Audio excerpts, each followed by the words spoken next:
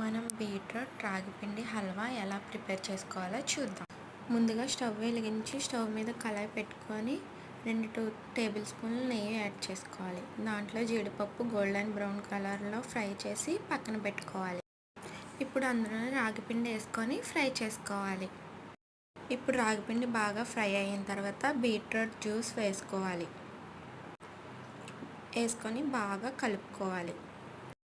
ఉండలు కట్టకుండా దగ్గర పడేదాకా బాగా కలుపుకోవాలి. కొంచెం బాగా తిక్కగా అయ్యేదాకా కలుపుకోవాలి. అడుగు అంటకుండా కలుపుకుంటూ ఇప్పుడు బెల్లం యాడ్ చేసుకొని బాగా కలుపుకోవాలి. ఇప్పుడు మళ్ళీ నెయ్యి యాడ్ చేసుకొని కలుపుకోవాలి. బాగా కలుపుకున్న తర్వాత ఇలాచీ పౌడర్ వేసుకోవాలి. ఇప్పుడు జీడిపప్పు కూడా యాడ్ చేసుకొని బాగా కలుపుకోవాలి. అడుగంటుకోకుండా బాగా కలుపుతూ ఉండాలి. దగ్గర పడేదాకా బాగా కలుపుకోవాలి. బాగా దగ్గర పడేదాకా కలుపుకొని స్టవ్ ఆఫ్ చేసుకోవాలి. ప్లేట్కి నెయ్యి అప్లై చేసుకోవాలి. ఇప్పుడు హల్వా దాంట్లో వేసేసుకోవడమే.